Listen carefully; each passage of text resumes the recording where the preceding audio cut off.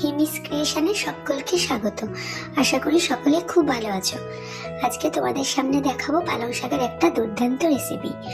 দেখো, তার জন্য আমি 1 চামচ 5 ফোড়ন নিয়েছি। এই 5 ফোড়ন দিয়ে আমি এই রান্নাটা করব।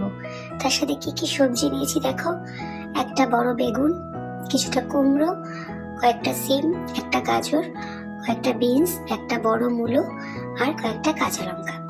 পালং শাক তো আছেই, আর তার সাথে সবার শেষে ধনেপাতা কিছুটা নিয়ে নিয়েছি। এই টোটাল সবজিগুলো আমার এই রেসিপিটা করতে লাগবে। তাহলে এই সবজিগুলোকে আমি ভালো করে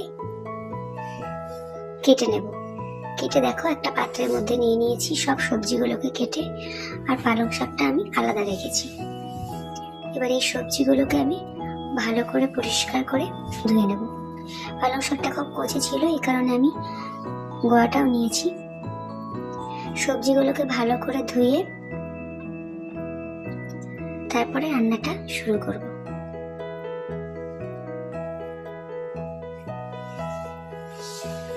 দেখো, সবজিগুলো আমার ভালো করে ধোয়া হয়ে গেছে। এবার আমি রান্নাটা শুরু করব। একটা বড় কড়াই বসিয়ে নিয়েছি। কড়াইটা গরম হলে এর মধ্যে তেল দিয়ে দিলাম। সাদা তেল ইউজ করছি, তোমরা চাইলে যে কোনো তেল ইউজ করতে পারো। সাদা তেল দেওয়ার পরে তেলটা গরম হয়ে গেলে আমি 1 চামচ 5 ফোড়নটা দিয়ে দেবো, আর একটা গোটা শুকনো লঙ্কা।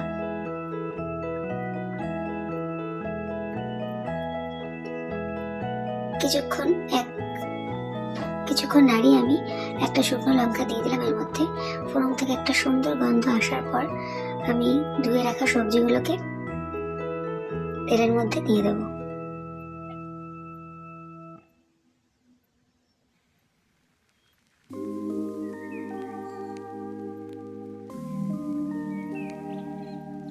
দেখো, সবজিগুলোর সাথে আমি কাঁচা লঙ্কাটাও দিয়ে দিয়েছি। এবার এগুলো আমি তেলের মধ্যে কিছুক্ষণ 2-3 মিনিট মতো কষিয়ে তারপর এর মধ্যে আমি অ্যাড করব 1 চামচ 1 টিস্পুন হলুদ গুঁড়ো, 1 টিস্পুন নুন।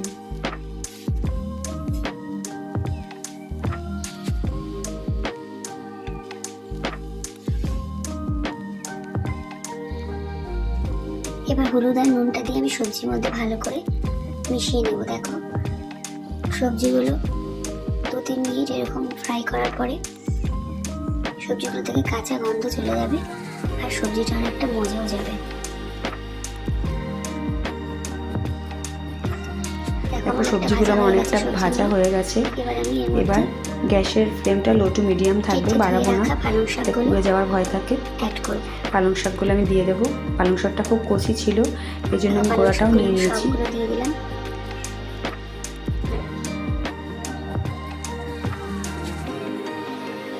এই অবস্থায় গ্যাসটা থাকবে লো টু মিডিয়াম, বাড়াবো না, বাড়ালে তলায় লেগে যাওয়ার ভয় থাকে। দেখো, পালং শাকটা আর সবজিগুলো আমি ভালো করে সবজিগুলোর সাথে পালং শাকটাকে আমি ভেজে নেব। এবার আমি পালং শাকটার সাথে সবজিগুলো ভালো মতো মিশিয়ে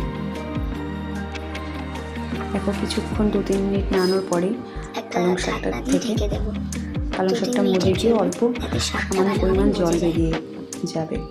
ওই জলেই এই গোটা সবজিটা আমি সেদ্ধ করবো, আলাদা করে কোনো জল বা মশলা আমি এর মধ্যে অ্যাড করবো না। ঢাকনাটা খোলার পরে সবজিগুলো অনেকটা কোনো রকম মশলা ছাড়াই এই রান্নাটা হয়ে যায় খুব সহজেই, ঝটপট, বেশি সময়ও লাগে না। শাক থেকে জলটা বেরোচ্ছে, সেই জলেই এগুলো সেদ্ধ হবে, এর জন্য আলাদা করে কোনো জল দিতে হবে না।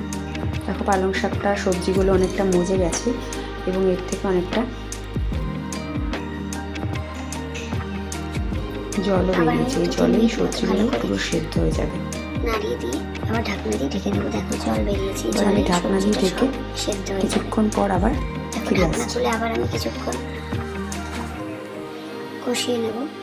দেখো, কয়েক মিনিট পর আমি আবার দেখলাম ঢাকনাটা খুলে সবজিগুলো মজে গিয়ে অনেক সবজি সেদ্ধ হয়ে গেছে। 1-1.5 মিনিট মতো ঢাকনা দিয়ে দিয়ে এটা রান্না করলে এবার আমি ঢাকনাটা খুলেই রাখবো, কারণ এই জলটা শুকানোর জন্য। ওই ঢাকনা দেওয়াতেই এর থেকে একটা জল বেরোয়, ওই জলেই সবজিগুলো সেদ্ধ হয়ে যায়। দেখো আমার সব সবজি প্রায় সেদ্ধ হয়ে গেছে।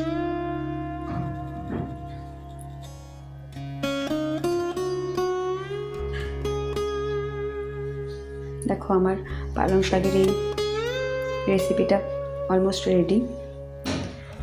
এবার এর মধ্যে আমি স্বাদ মতো চিনি দিয়ে দেবো। চিনি দিয়ে দিলাম, তোমরা চাইলে চিনি নাও দিতে পারো, কিন্তু একটু নিরামিষ তরকারি এখন নিরামিষ তরকারিতে একটু চিনি দিলে এই স্বাদটা খুব ভালো হয়।